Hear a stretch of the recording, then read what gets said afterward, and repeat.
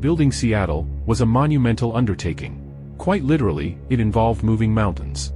In the early 20th century, Seattle, in Washington state, was rapidly developing as a major trading center in the Pacific Northwest.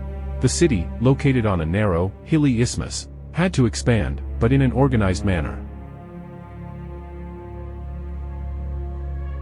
After a fire that destroyed much of the downtown area, city engineer R.H. Thomson seized the opportunity.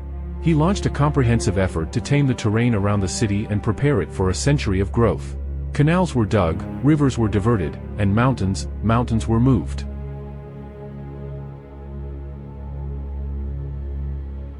In particular, the glacial hills and ridges that separated the neighborhoods from the downtown waterfront were identified as a major obstacle to travel and commerce. They were a prime target for removal. From the 1890s to the 1920s, more than 50 million cubic yards of earth were removed. They used pickaxes, water cannons, steam shovels, and conveyor belts. Much of the displaced earth was used to fill in tidal flats on the waterfront. The regrading of the terrain was a blessing for some. The value of downtown residential real estate is estimated to have increased by 1,000% in 2 years.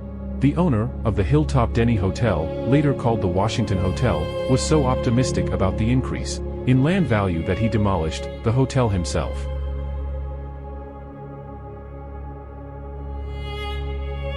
There was a popular myth.